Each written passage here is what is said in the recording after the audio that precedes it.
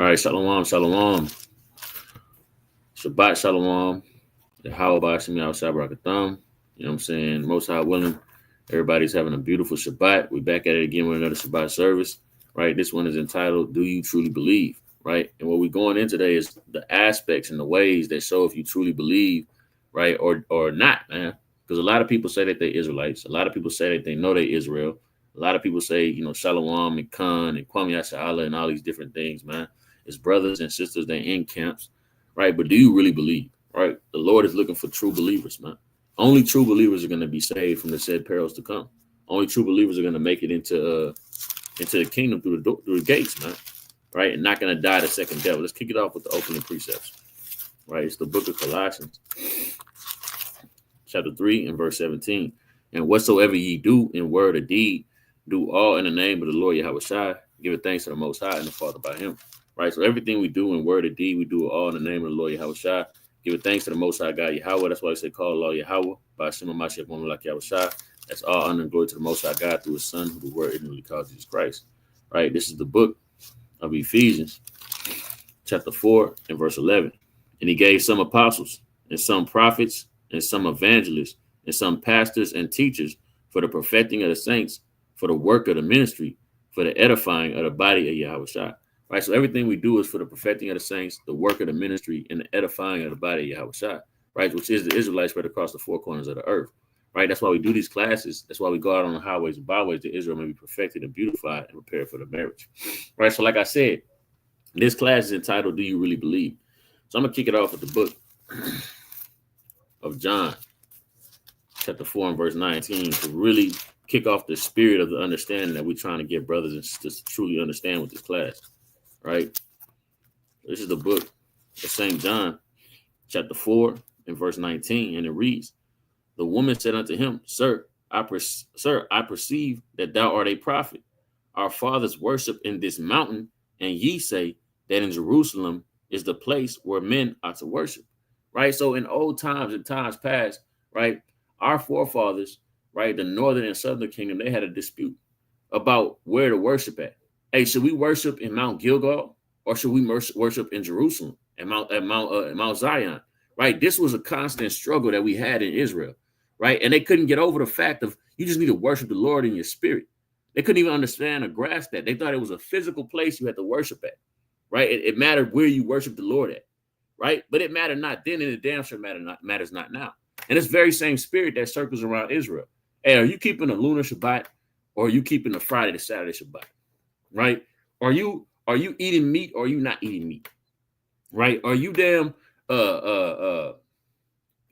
you believe in multiple wives, or do you not? All these things that don't matter, man. All these arguments and these wars that don't matter. Things that are not conducive to salvation and to the spirit, man. Right?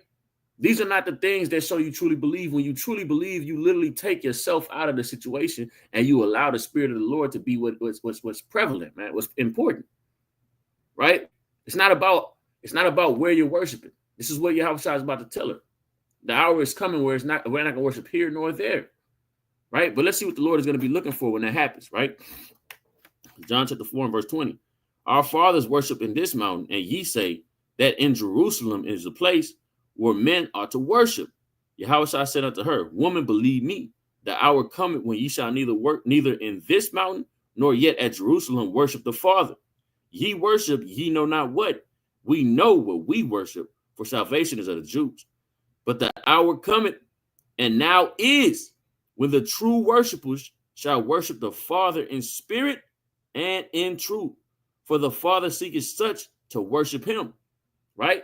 Shall worship the Father in spirit and in truth, right? Not in any physical aspect. Hey, not trying to strive about unnecessary matters, right? Whatever a brother was given, whatever a sister was given, if they're serving the Lord with the sincerity of the spirit, if that's what they truly believe that the Lord wants them to do, as long as we know it's not, you know what I'm saying? There's certain things we like, well, you know, that's not off. It's not biblical at all, right? Brothers see certain things in the spirit, in the scriptures that lead them to believe and understand that they have to keep the Sabbath off the lunar calendar. If that's what they believe in sincerity of their heart, hey, continue to believe that till Yahweh Shai returns. serve the Lord in true spirit, man. Brothers see what we see and believe that it's based on a 7-day period, right? And if that's what you believe, hey, continue to believe that if that's what the Lord is giving you, right? Until your Yahushua comes, because you're not going to change anybody's mind. All those things are not of the Lord. Those are literally of your own flesh and of your own pride, man. Right? So ultimately, we have to ask ourselves, do we truly believe? Is it more about us and us being right, or is it more about the Most High, right? And us following the Lord in our spirit, correcting our spirits, getting our spirits right with the Lord, worshiping the Lord in sincerity and in truth, man, in spirit and in truth, not in these physical things, man, right? Not in these things that ultimately you can't prove either way. Because you weren't there. All you're going off of what the Spirit has revealed unto you. Right? So give the Lord all his worship and his praise through your sincerity, man. Right? So verse 24 says, Most High is a spirit, and they that worship must worship him in his spirit and truth. The Most High is a spirit. Right? So they that worship the Most High must worship him in spirit and truth. That's how you serve the Lord. If you're a true believer, you're worshiping the Lord in spirit and in truth. Not just because you say you believe. Not just because you're in a congregation. Not just because you got a camp name and a camp banner. Right? But you sincerely worship the Lord in spirit and truth by your deeds, man. By how you operate in your day in and day out. Right? Let's go to the book of James. Right? To the Lord's brother, man. It's the book of James, chapter 4, right? In verse, chapter 2, James chapter 2, and verse 19. Thou believest that there is one power. Thou doest well. The devils also believe and tremble, right? So it says that the devils believe as well. So what separates us from the devils, right? What separates us from the devils? What separates every brother, every sister that said they believe from the devils? It's the spirit in which we walk in, day in and day out. That's the separation, right? The devils believe that, guess what? There's one God as well.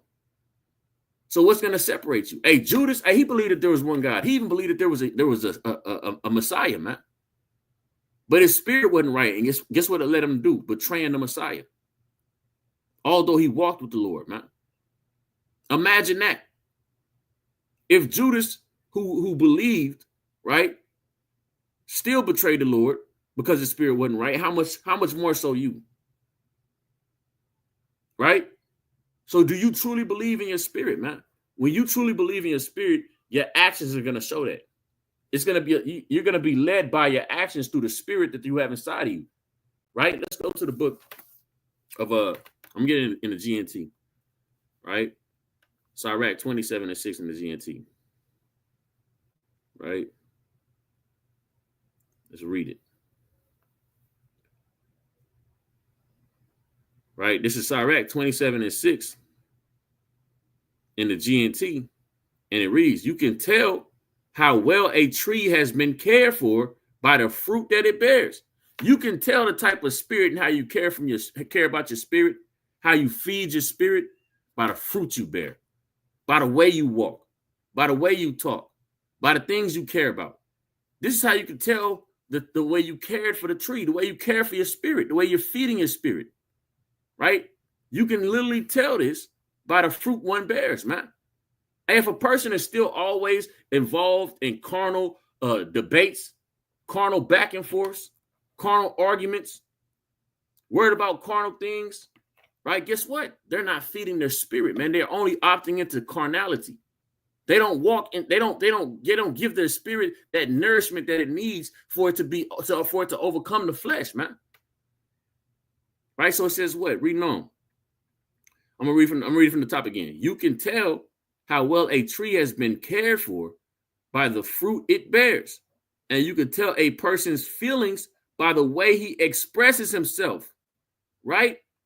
It says you can tell a person's feelings by the way he expresses himself. So, hey, a man is going to show you who he is, man. He's going to show you the spirit he has inside of him, even by the way he expresses himself. Right? If a man always comes off angry, right? Always comes off out the spirit, and guess what? He's probably out the spirit. We got to ask ourselves these questions. Do we truly believe? Is our spirit reflecting that we're feeding our spirit in a way that shows that we actually believe? Right? Or are we just continuously walking as men, carnal men on the earth, man? You got it, King.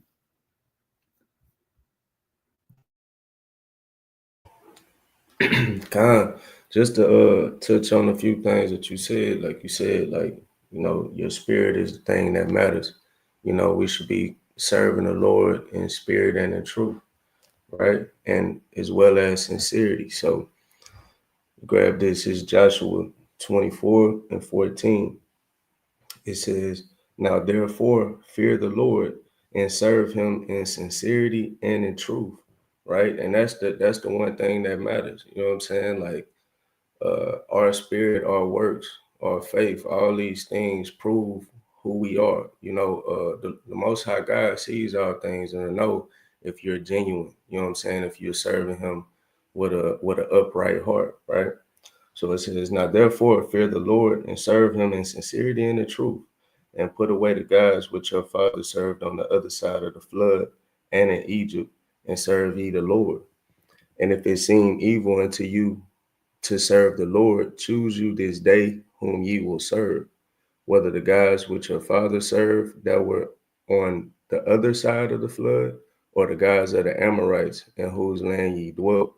But as for me and my house, we will serve the Lord." Right? And again, we're supposed to serve the Lord with sincerity and truth. A lot of these other things, that like the brother bringing out, that we get into these back and forths and stuff like that, don't really matter, right? We're supposed to serve the Lord.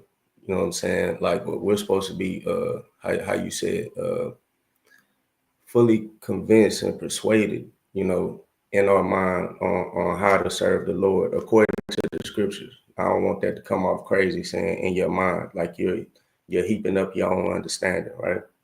Let me grab something else. Go to the book of Titus. Right. So this is Titus 2:7, right? Is going into the characteristics of a man. Ultimately, it's going into a young man, but I feel like this is purposeful for all, right? It says, "In all things, showing thyself a pattern of good works, and doctrine showing uncorruptness, Salaki, gravity, sincerity," right? You got to have that sincerity, right? And like I said, the Lord will know. You know what I'm saying? Like, it's going to be evident by the fruits that you bear. Like the brother brought out that situation with like a tree or a plant or whatever. You know what I'm saying? Like, let me grab this real quick. Go back. Book of Matthew.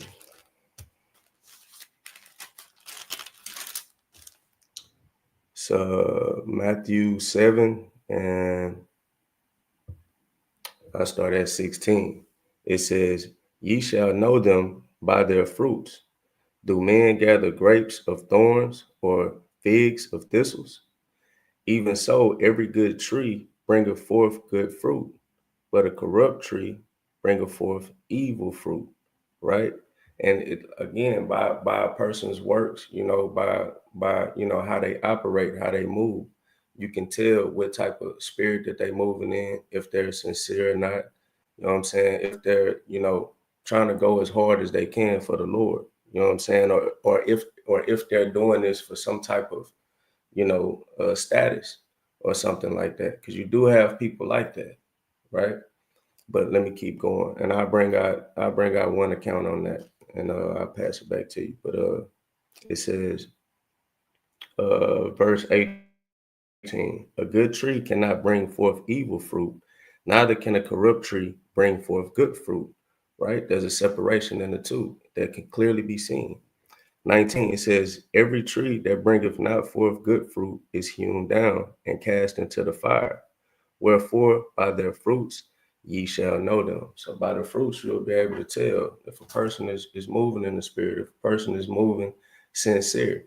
Because like I said, like I was referring to, you got some people that move in certain ways for status. They don't really care about truly serving the Most High God. They want to be seen. You know what I'm saying? They want power and things of that nature, right? Let me grab one real quick. I'm gonna be jumping around on it, but this is a sheer example of it. So this is First Maccabees 7, and I'm gonna start at 5. It says, "There came unto him all the wicked and ungodly men of Israel." So this are people, right? It says, "having Alcimus, who was desirous to be the high priest, for their captain. And they accused the people to the king, saying, Judas and his brethren have slain all thy friends and driven us out of our own land." So he lying, he was lying on our people, the righteous of our people, because he wanted the spot, right? He wanted that top spot. He wanted to be the top shotter. And that's how I feel about, some of that when it come down to the debate, like the brother talking about. You know what I'm saying? You want to see as you have that, uh, the best doctrine. You have the utmost knowledge. You know what I'm saying? Let me go into this book, that book. Let me go into like all these type of things, all these secondary sources. You know what I'm saying? To try to prove my scholarship that I study, right? But let me keep going. Oh, let me jump down. Verse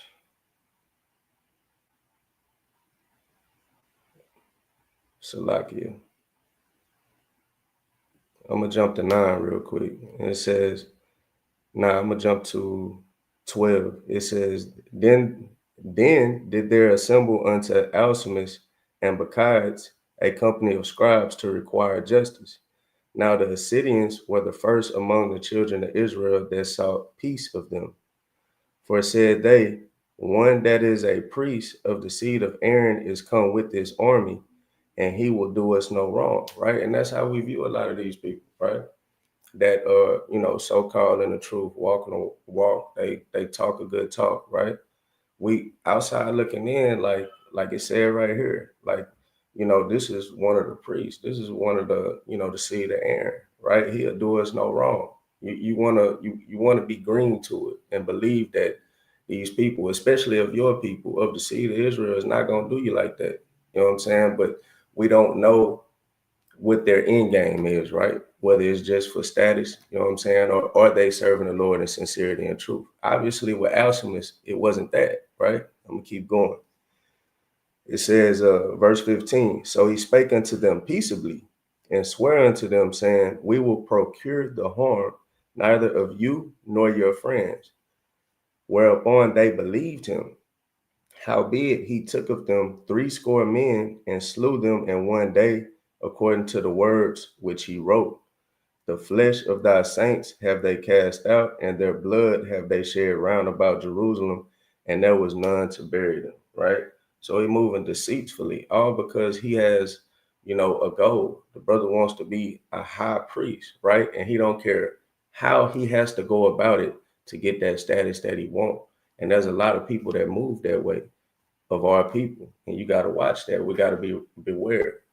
Look at their spirit. Look at their fruits that they bear. Are they being sincere? Are they moving according to the scripture? Right? But you got the king.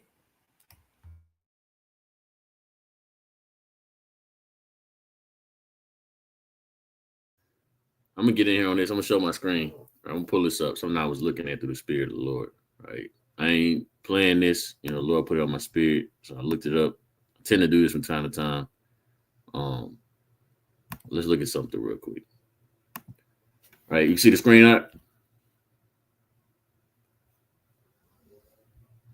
You see this? I can't hear you. See the screen?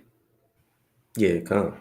All right, so I Google belief actions. I tend to do this, right? And it says belief and actions are interconnected. That's beautiful. Remember, the class is entitled "Do You Really Believe?" Belief and actions are interconnected. So if you truly believe in the Lord, you truly believe in everything that the doctrine is teaching, your actions are going to be connected to the belief that you have, right?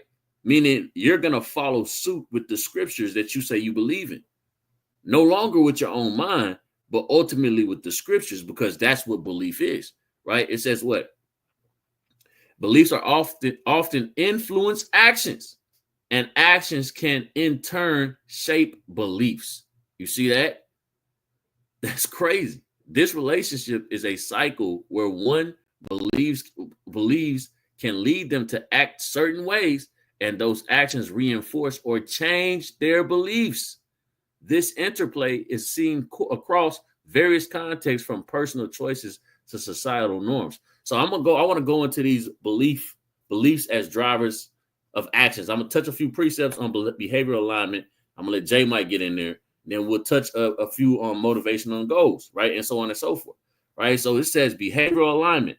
Our actions tend to align with our core beliefs. If someone believes in honesty, they are more likely to act truthfully. You see, so if you believe that honesty is important, you're more likely to be an honest individual, right? You're more likely to be a truthful individual because you truly believe that honesty is important, right? So if you believe that salvation is important, you believe that serving the Lord is important, if you believe that the kingdom is important, right? Receiving the kingdom is important, then your actions are going to align with somebody that believes that's important.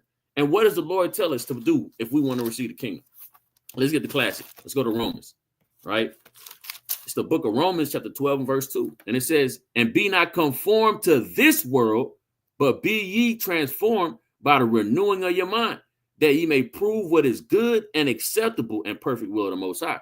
So if you truly believe that the kingdom to come is a worthy and righteous kingdom, you won't be conformed to this world. You will be transformed by the renewing of your mind. You will run from the old world and run into the new way, which is the way of the living God, the mountain of the Lord, man. You'll run into the mountain of the Lord. You won't be like Lot's wife, right? Let's get this, right? If you truly believe in the words of the Most High, the ways of the Most High, the safety, the power of the Most High, right? The salvation of the Most High, you'll run to his salvation. You'll renew your mind, right? Transform your mind and renew it out of this world and let it be reinforced by the scriptures that you can run into the salvation of the Lord, to his strong tower, to his rock, man, right? This is the book of Luke chapter 17, right? And verse 29, it says, but the same day that Lot went out of Sodom, it rained fire and brimstone from heaven and destroyed them all. Even thus shall it be in the day when the Son of Man is revealed. In that day, he which shall be upon the housetop and in the stuff, it's like in his stuff in the house, let him not come down and take it away. And he that is in the field, let him likewise not return back. Remember Lot's wife. It say, remember Lot's wife. Whosoever shall seek to save his life shall lose it, and whosoever shall lose his life shall preserve it. So think about this. If the Lord is telling us this, we can't look back once we come into this truth. We're not supposed to look back into the old world. We're not supposed to be thinking upon the old ways. We're not supposed to be carnal as we once were. We're supposed to look forward and run into salvation, which is walking into the ways and the words of the Most High God. If we're trying to save our life, we're looking back. We don't truly believe. If we truly believe, we letting that old person, that old way, that old lifestyle, that old pride, all that, we're letting it go. But guess what? Guess what? If you don't truly believe, then you won't, your actions won't be reinforced by your belief system because you don't have that belief system, right? Your actions are going to show that you don't believe. It's going to lead you to what your belief system actually is. That's what it just told us in the AI overview. So you can say you believe, but your actions are going to reinforce what you actually do believe, right? So let's get the account on Lot's wife real quick. Let's go to Genesis 19, right? I'm gonna try to make this quick so I can pass it to J Mike to go over here, let her hit some points on this, right? This is Genesis 19, and we're gonna start at 15. And when the morning arose, then the angels hastened Lot, saying, arise, take thy wife and thy 2 daughters, which are here, lest thou be consumed in the iniquity of the city. While he lingered, the men laid hold upon his hand, and upon the hand of his wife, and upon the hand of his 2 daughters, the Lord being merciful unto him. And they brought him forth and sent him out the city. And it came to pass, when they had brought them forth abroad, he said, escape for thy life. Look not behind thee, neither stay thou in all the plain, and escape to the mountain, lest thou be consumed. This is the same thing the Lord has told us when we come into this truth, right? Escape for your life, right? Look not behind you. Hey, kill the old man. Kill him. Don't go back that way. So it's the same thing the Lord told us. That's why Yahushua is saying, remember Lot's wife. Because she got the same instructions. Run to the mountain of the Lord for your salvation. The Lord have had mercy on you. Look not behind you.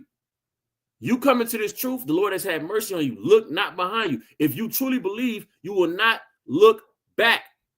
You're not trying to hold on to that old man.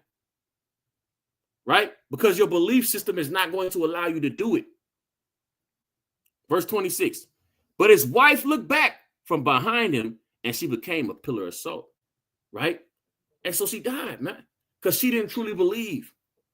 She didn't truly believe in the salvation of the Lord, that it was greater than what she had in Sodom. She couldn't fathom that, right? So we can't look back. Our belief system has to allow our minds to be renewed in the way of the Most High God. Let me get this in the book of 2 Ezra, right? 2 more precepts and I'm passing. 2 Ezra, right? Chapter 14 and verse 34.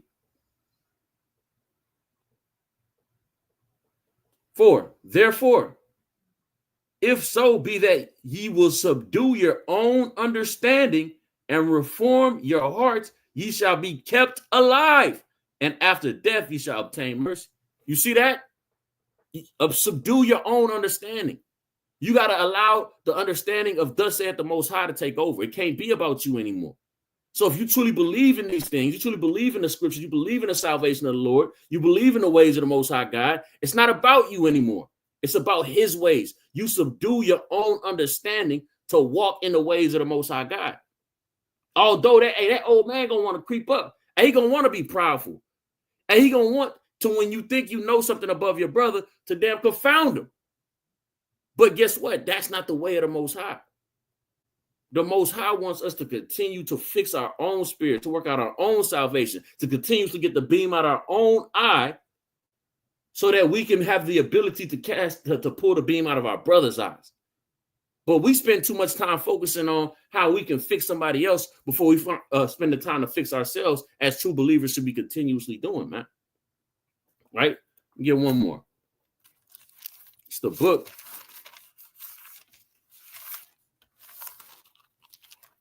of Salakia.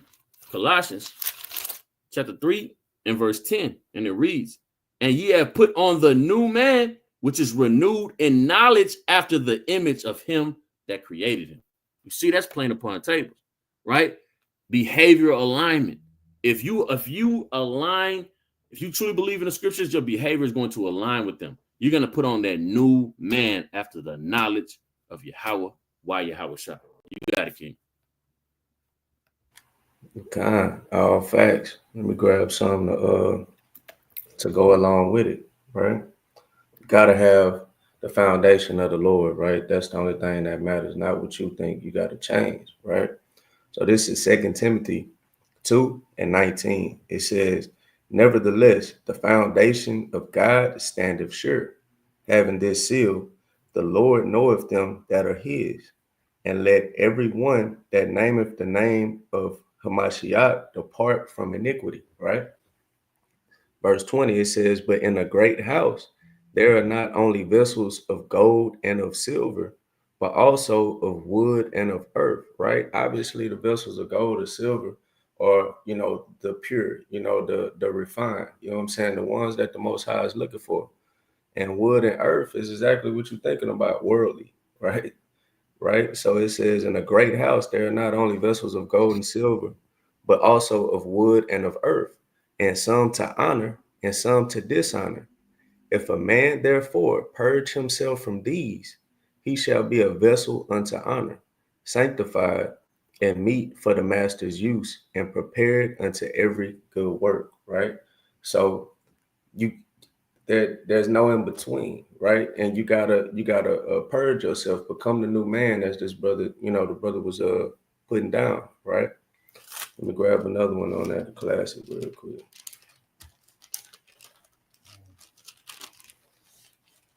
could have kept.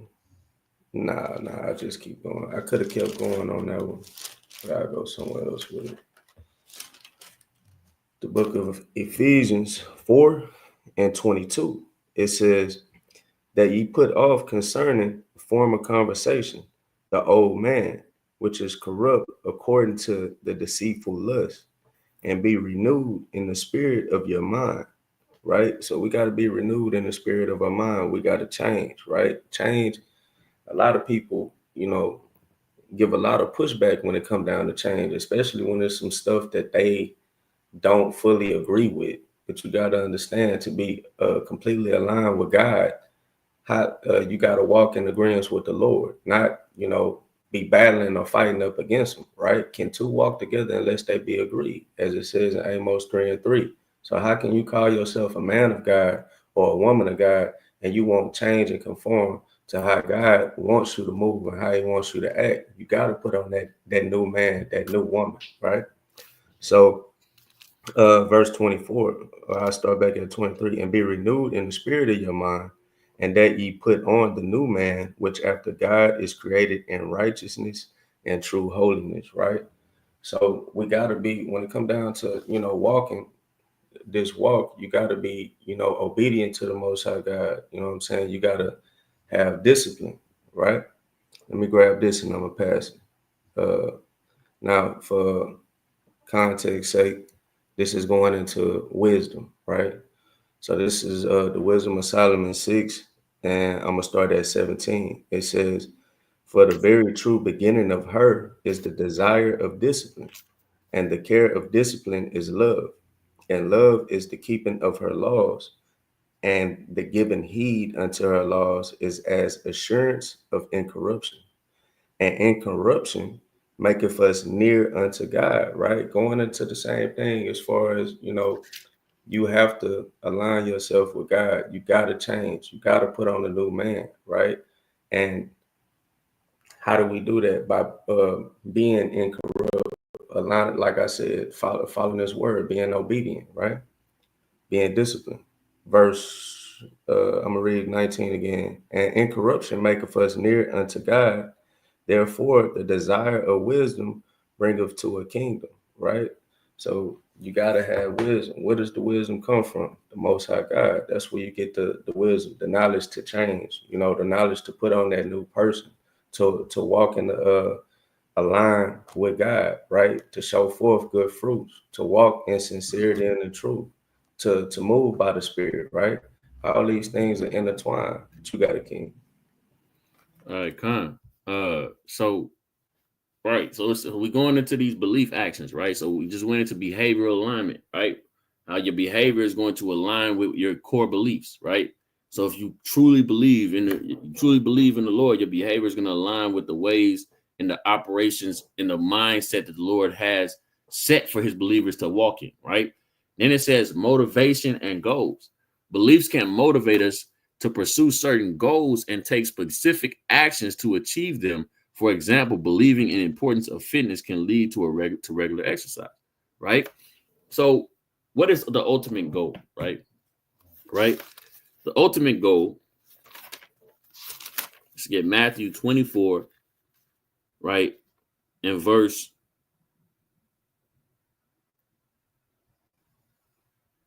43. I'm gonna start at 42. Watch therefore, for ye know not the hour your Lord doeth come.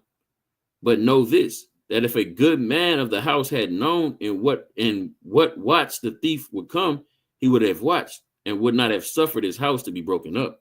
Therefore, be ye also ready, for in as such hour as you think the Son of Man cometh, who then is a faithful and wise servant, whom his Lord hath made ruler over his house, hold to give them meat in due season. Right? Blessed is that servant whom is when the Lord hath come shall find him so doing.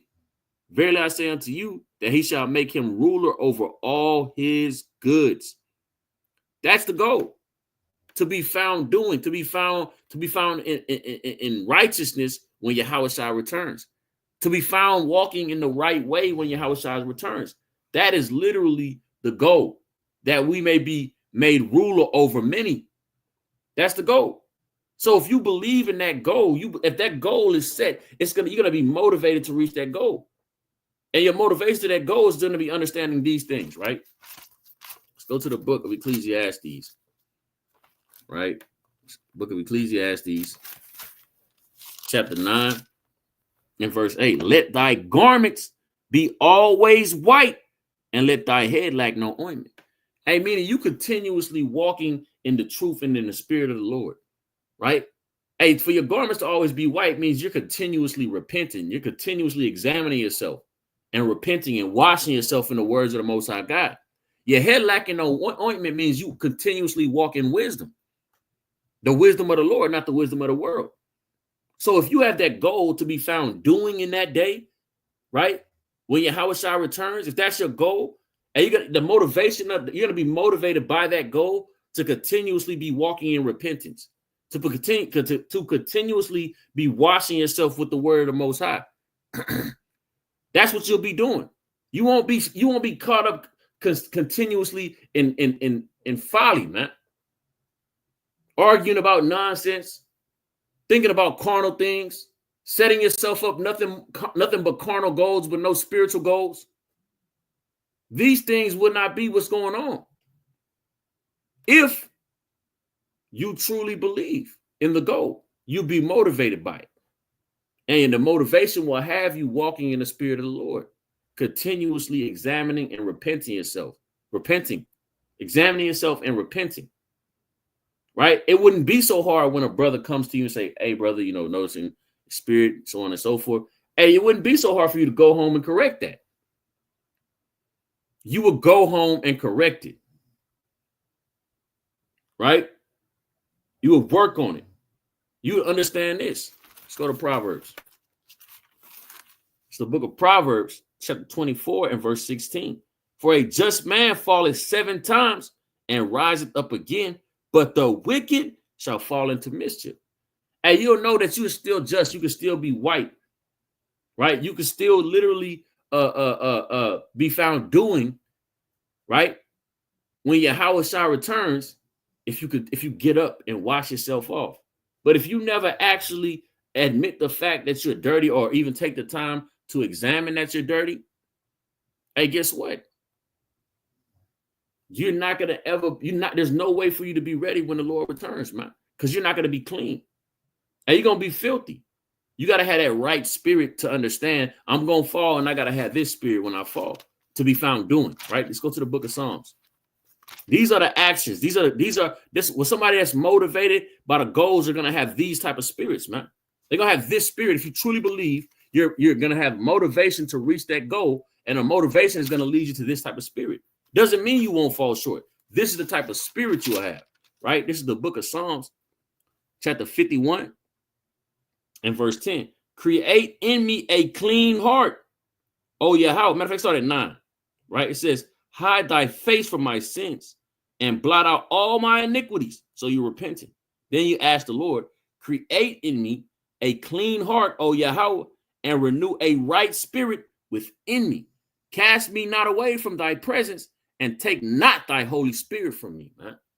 You see, a lot of brothers are too proud to actually say that prayer and mean it, to say those things to the Lord and mean it. Well, then you don't actually believe because you're not motivated, but the goals are not motivating you, man.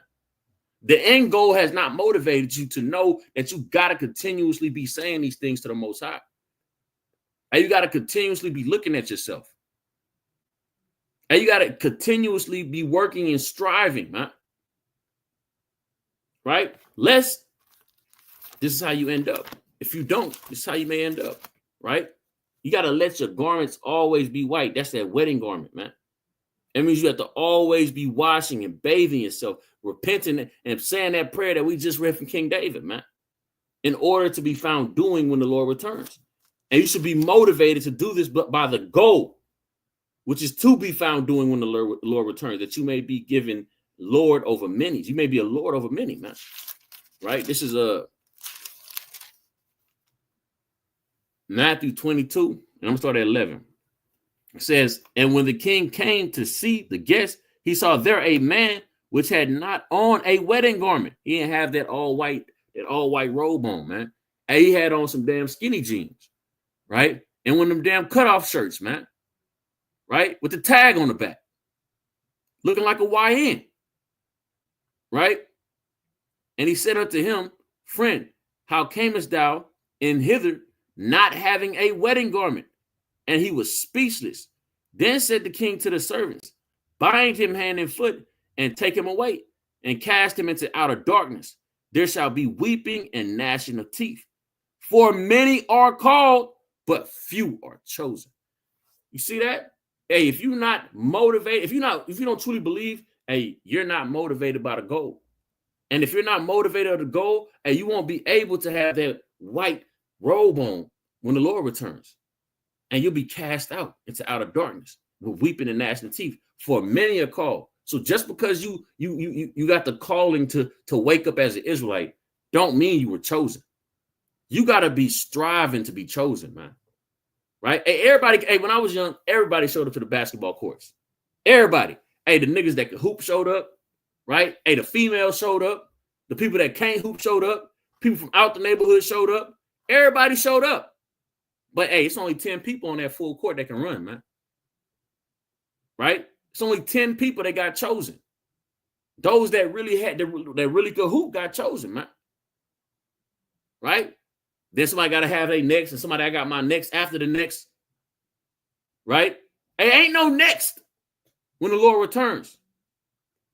If you're not of that chosen, that's it for you, man. You got it, King.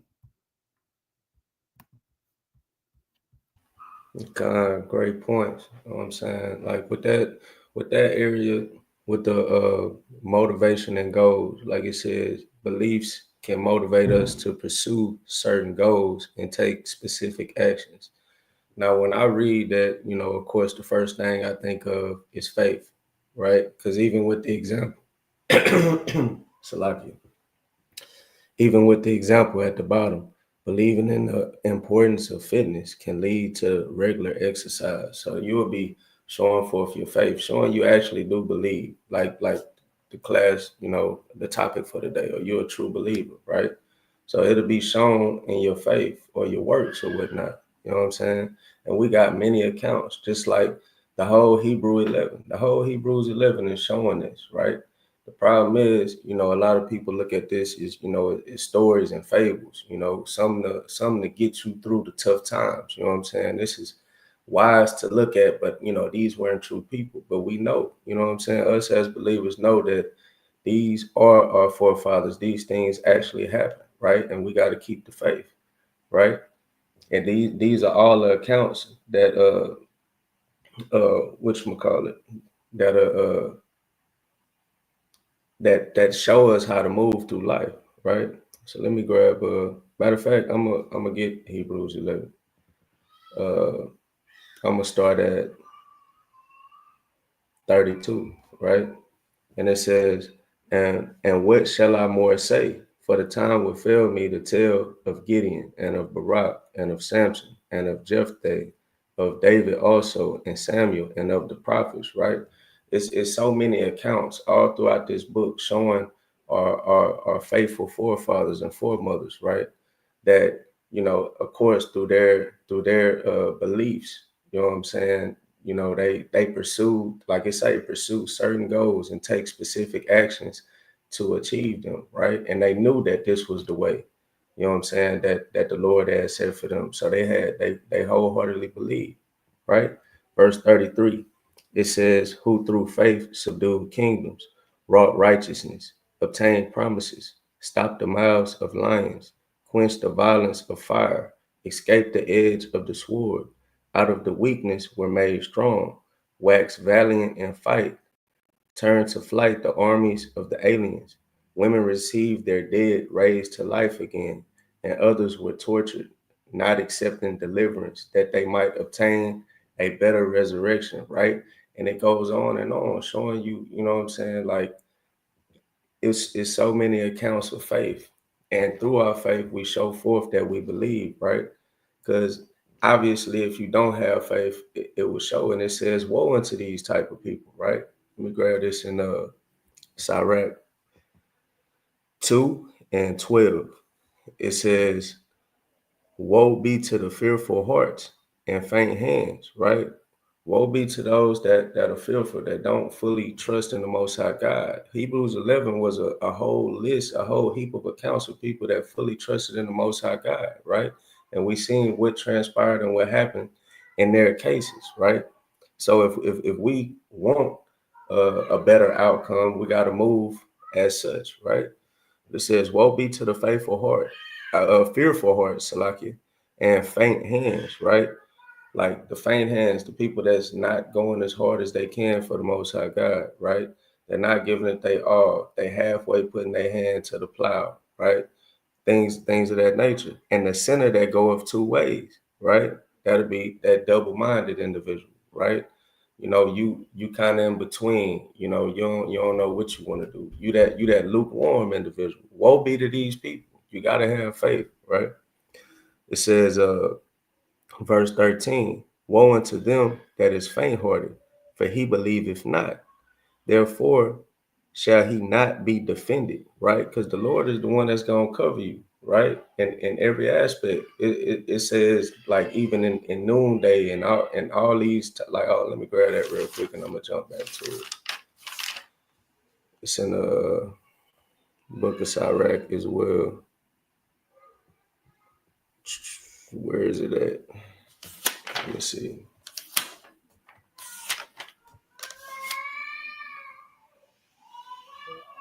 Right here, yeah. So Sirach 34 and 16. I'm gonna start at 16. It says, for the eyes of the Lord are upon them that love him. He is their mighty protection and strong stay, a defense from heat, and a cover from the sun at noon, a preservation from stumbling, and a help from falling, right? The Lord is the one that's going to defend you, like it said, to cover you. But these people that are faint-hearted, these people that don't truly believe, you know what I'm saying? This faithless generation, right? The Lord not defending them, right? Let me keep going. Verse 14, it says, woe unto you that have lost patience. And what will ye do when the Lord shall visit you? They that fear the Lord will not disobey his word, and they that love him will keep his ways, right? And that's that going back to the whole, changing, putting on the new man, right? Walking in agreement with the Lord, right? Not thinking that you know it all or you have the understanding. You got to convert, right? And verse 16, they that fear the Lord will do which is well pleasing unto him, and they that love him shall be filled with the law. They that fear the Lord will prepare their hearts and humble their souls in his sight, right? And let me grab one more. I'm staying in the book of Sirach, and I'm going to pass it back to y'all. So Sirach 25 and 12. It's one of my favorites. It says, the fear of the Lord is the beginning of his love. So, of course, we got to show the fear of God, right? This proves our love. But it says, faith is the beginning of cleaving unto him. So, of course, that's showing that change. If you're cleaving to the Most High God and you're doing everything that he asks, if you're seeking him in your times of need or when you're destitute or whatever, if you're cleaving to the Most High God and doing what he asks, this is showing forth your faith. But yeah, you got it, King.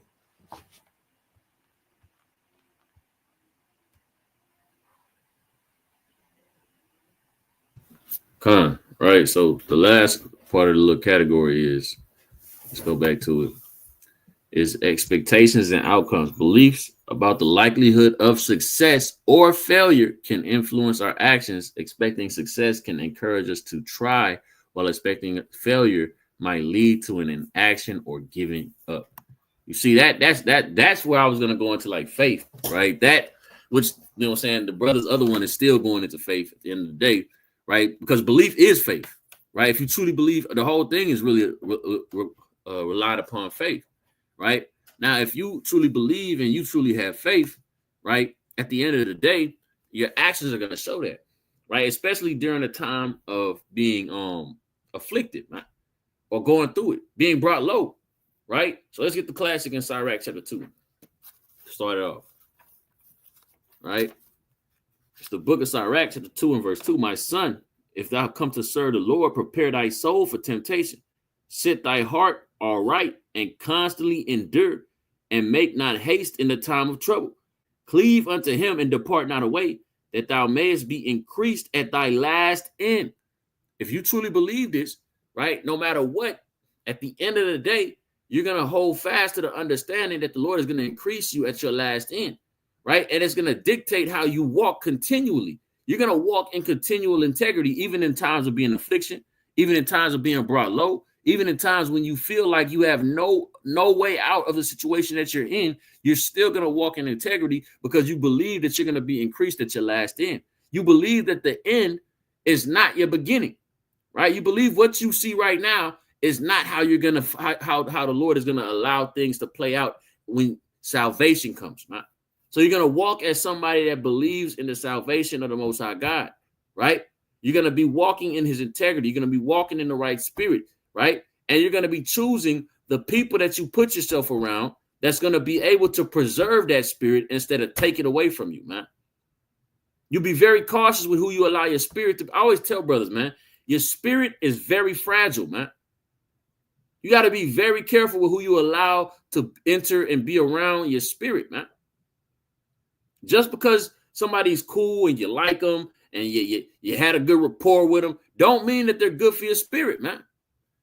You got children, you're going to be very careful with the company you allow them to keep, the friends you're going to allow them to have. And you got to be more delicate with your spirit, man. Right? If you truly believe, it's not a problem to know, hey, I got to cut some people off. They're not good for my spirit. Right? Because, hey, you're going to mess with my outcome. I know the outcome to the end. The Lord told me the outcome. If I hold fast unto the end, to the things that I was given, without looking back, then I'm going to receive that crown, man, and a palm in my hand, that white stone. Right? And that's going to show forth in your actions. So it says what? Whatsoever is brought upon thee, take cheerfully, and be patient when thou art changed to a lower state. Be patient when thou art changed to a lower state. That's a hard thing to do, man. That's very hard to do, man. But guess what? That's something the Lord commanded us to do. And if you believe that you're gonna have success in the end, you're gonna do it because you believe in the success that you're gonna receive in the end. The success is that kingdom, that white stone. But if you don't really believe, then you're gonna crumble under the pressure. Right? You're gonna crumble under the pressure. See what Paul says on that. Right? Let's go to the book of Philippians. Right? It's the book of Philippians, chapter 4. And I'll start at 10. But I rejoiced in the Lord greatly that now at their last care for me I have flourished again, wherein ye are also careful, but ye lacked opportunity. Now I speak in respect of want, for I have learned in whatsoever state I am, therewith to be content. I know both how to be abased, and I know how to abound. Everywhere and in all things I am instructed both to be full and to be hungry, but to abound and to suffer need. I can do all things through Yahweh Mashiach, which strengthens me. Right? If you believe in the Lord and you believe in the outcome, no matter what you're going through in the moment, you understand that you can do all things through Yahweh Mashiach, who strengthens you. And whether you're abounding or whether you're abased, whether you're in need, right? Hey, the Lord is going to be there to provide for you, and you keep that integrity and you walk in that spirit. You don't allow depression to make you be a nigga again. You don't allow anxiety to make you a nigga woman again. You don't allow hardships to make you be a nigga again. You don't allow hardships to make you be a nigga woman again. Because you believe that the success that the Lord told you will have when you go through your trial is a real thing. But if you actually think that it's going to be failure, you believe that it's not really real. We're actually going to fail. Then guess what? You're not going to have the strength. You're not going to actually tap into your strength, which is your Yahweh Shai. You're just going to crumble. right? And you're gonna give up. You can say, I'm not an Israelite anymore. I'm not part of the Israelite community, right? I don't want to, I don't want it's not part of that movement anymore. That's how you're gonna talk, man. That's how you're gonna talk when you don't truly believe in the end goal anymore, or you never did, right? Let's get this in second Ezra real quick. Nah, passing. Brother can get his closing precepts. Let's go to the book of second Ezra, chapter 16, right? And I'm starting at verse 70. For there shall be in every place and in the next cities a great insurrection upon those that fear the Most High. So those that fear the Lord are going to face something, man, right? They're going to face it, right? But we're going to see the difference about those who believe and those who don't. Verse 71, they shall be like a madman, sparing none, but still spoiling and destroying those that fear the Lord. For they shall waste and take away their goods and cast them out of their houses. Then shall they be known who are my chosen, and they shall be tried as gold in the fire. Right? So you're gonna know. You're gonna know now by their actions and their spirit who truly believe in the Lord, because those are the chosen, right? Who believe in the goal, who are motivated by it, right? Who believe in the success rate. And hey, Yahweh, his success rate is 1,000, is 1,000,000, is 1,000,000,000, man. Hey, he ain't never lost, man. And if you believe in his success rate, hey, guess what, man?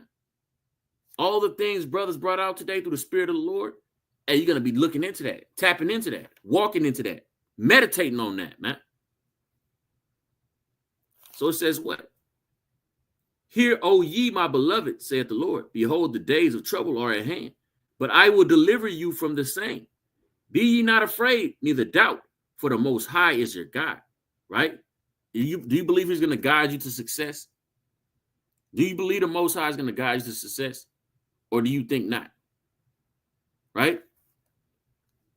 Verse 76.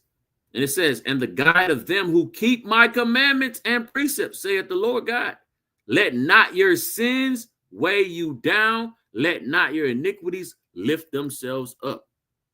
You see, a lot of times people's success, their belief in the success of from the Lord is predicated upon them falling short. And they allow the fact that they cannot get over certain things to enter into their mind to believe the Lord is not dealing with them, and they just give up instead of continuing to fight. See, that's that Proverbs 24:16, right? Now you fall into mischief. See, you believe that you're going to fail. You believe that you're going to fail due to your sins because you're unable to defeat your iniquities, the things you struggle with. You don't believe in the strength and the power of the Most High God, so you give up, right? But if you believe in the strength and the power of the Most High God and the success that is to come, and you continue to fight, and you still will receive that tried stone, man, because it's not our works that's going to get us that stone. It's our spirit towards the Lord and his mercy and grace, right? Verse 77. Woe be unto them that are bound with their sins and covered with their iniquities, like as a field is covered with their bushes, and the path thereof covered with the thorns, and that no man may travel through. It left undressed and is cast into the fire and consumed therewith. So make a decision, man. You got it, King.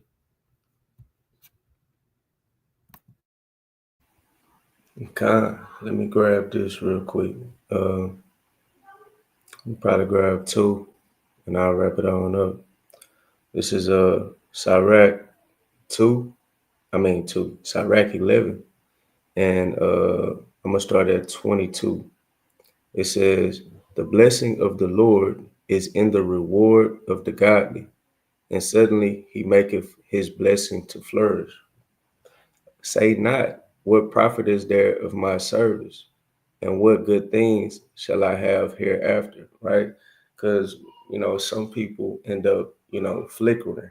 You know what I'm saying? They fire start going out. They zeal towards this walk start going out. They oil wax low. And like the brother said, sometimes most times it's in the times of adversity, right, or the times that they're going through stuff. All of a sudden, they're moving like they really don't care, or they really don't fear. You know what I'm saying? Or they don't really have that faith anymore. You know what I'm saying? As they once had that same fire that they once had. So what was I read 23 again. Say not, what profit is there of my service, and what good things shall I have hereafter? Again, say not, I have enough and possess many things, and what evil can come to me hereafter? And a lot of people have, they don't truly believe that, wisdom and knowledge is the stability of our times. They think that their assets or the things that they gain is their stability. And after they get what they have, now all of a sudden it's like, well, I already got everything. Like what more can I do? You know what I'm saying? But let me see, verse 24. It says again, say not I have enough and possess many things, and what evil can come to me hereafter. In the day of prosperity, there is a forgetfulness of affliction. And in the day of affliction, there is no more remembrance of prosperity. For it is an easy thing unto the Lord in the day of death to reward a man according to his ways, right? And we see that time and time again in the scriptures. You know what I'm saying? You're going to reap what you sow, right? 27, it says, the affliction of an hour maketh a man forget pleasure, and in his end, his deeds shall be discovered, right? So we got to keep that in mind. And look through the Bible, look through these accounts. I'm gonna go back to Sirach 2, right? And this gonna be my point. Sirach 2 and 10 says, look at the generations of old and see, did ever any trust in the Lord and was confounded? Or did any abide in his fear and was forsaken? Or whom did he ever despise that called upon him? Right? So we got to make sure we give it our all, that we're not wavering, you know what I'm saying, that our spirit is not dimming, you know what I'm saying, and try to go hard as we can for the Lord, right? And in our times of adversity, don't just, give up or start to, like I say, damn near be double minded, right? We got to give it our all, keep the faith, truly believe in God, and we show that by forth of, faith and works, our actions, our spirit, right? So with that, you got it, King.